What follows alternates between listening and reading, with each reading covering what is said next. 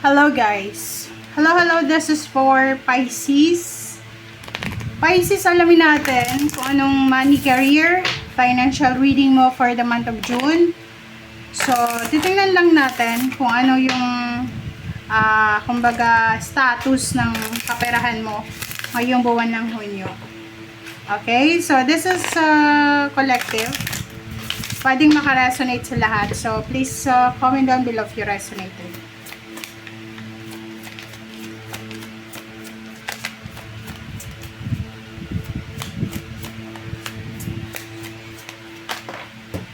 Okay, Pisces.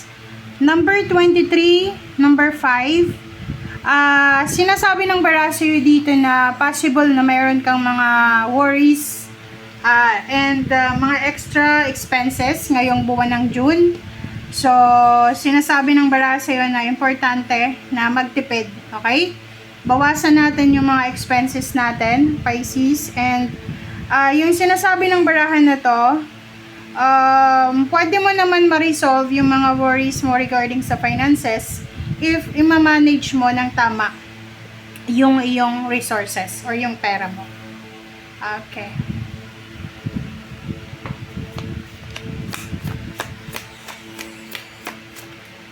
Okay, next is number 29.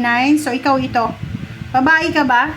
Babaeng Pisces or lalaki ka. So, isang babae na Pisces ang posibleng yun, bawas-bawasan mo yung sobrang generosity. Okay?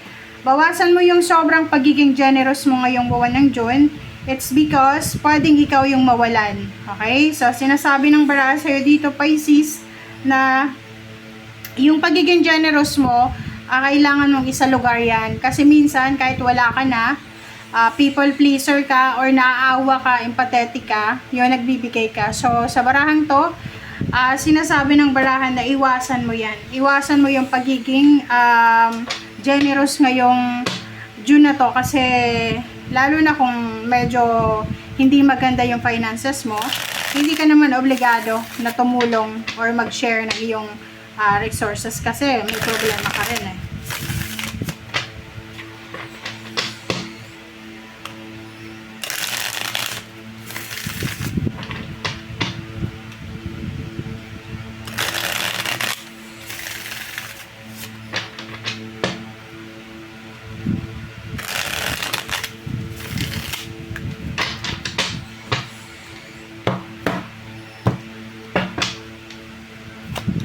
Okay, first card natin is Queen of Cups. So, dalawa yung Queen of Cups mo.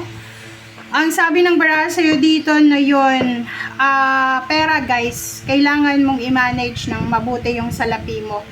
Ito, napaka-generous mo. Bigay ka lang ng bigay. So, sinasabi ng bara sa'yo dito na walang masama sa pagiging generous, walang masama sa pagiging empath. Alam mo, gusto mong tumulong, may mga taong nangangailangan, but yung baraha mo nagsasabi na kailangan mong kontrolin ang iyong sarili, okay? Kontrolin mo, Pisces, yung sarili mo, lalo na sa usaping pera, okay? Three of Swords. Kasi, once na ikaw yung nawalan, masasaktan ka kasi yung mga tinulungan mo, hindi ka nila matutulungan.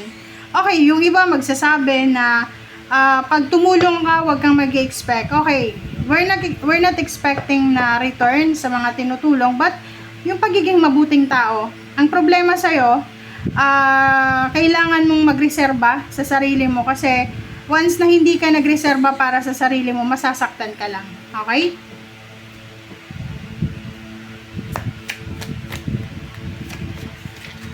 Okay, next is Strength. Sabi ng bara sa'yo dito, take care of your body. Take care of your body, Pisces. Take care of your health. Kita mo ba? Take care of your body, health, mental, physical, financial. Okay? Yun yung pinaka-focus mo ngayong June na to. Kasi, health is wealth eh. Hindi ka makakapagtrabaho kung hindi ka healthy. So, kailangan mong ayusin yung health mo. Yun yung priority mo sa ngayon. Page of Cups, this is your love life. So, sinasabi ng bara sa'yo na yung person mo, makakatulong siya sa'yo. Okay? yung person mo, magkakaroon siya na, like for example, magkakaroon siya ng pera, or whatever man, sinasabi ng bara sa'yo na matutulungan ka niya. Okay? Matutulungan ka niya sa kung ano man ng mga financial issues mo sa buhay. Aha, the devil. Temptation. So, let's verify what's the last card for this deck. OMG. Knight of Wands. Three of Wands. Oh, yun na nga. Ang sabi ng bara sa'yo dito, Pisces, iwasan mo yung sobrang gastos. Iwasan mo yung sobrang pagpa-party-party. Iwasan mo. This one is for June, Iwasan natin yung sobrang gastos, sobrang pagtulong. Kumbaga ano lang, yung basic needs mo, yung wants mo, i-set aside mo muna. Okay? Kasi dito sa barahang ito, nakikita ko sa'yo dito, may mga Pisces na parang sometimes you're excited sa kung ano man yan, na blessing sa meron ka, and then after that, gagastos ka na, bibili ka na ng kung ano online, parang anong tawag doon? Doon mo nilalabas sa pag-spend ng pera, doon mo nilalabas yung emotion mo, yung parang kailangan mong gumastos, kailangan mong magbigay, parang ganun yung energy mo, which is hindi maganda daw. Okay?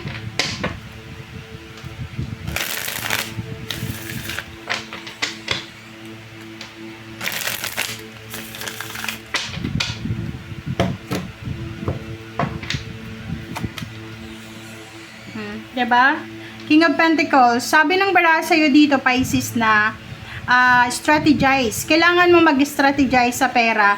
May pera na pumapasok sa'yo every month, pero parang nakikita ko sa'yo dito na gastos ka ng gastos Parang sinasabi ng bara sa'yo na kailangan mong maging kuripot, kailangan mong itago yung pera mo or yung pinagpapaguran mo.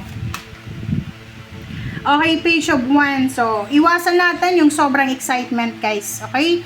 Kailangan mong iwasan yung sobrang excitement sa ngayon. And yung Page of Wands na to, sinasabi ng baraha, itago mo yung pera mo, mag-save ka ng pera para sa future. This is future Okay, victory and success. Sabi ng baraha sa'yo dito, yung ibang zodiac sign na pinagsasabihan ng barahan na huwag mag-expect. Pero ikaw, kabaliktaran. Ang sinasabi ng bara sa'yo, kailangan mong mag-expect sa future.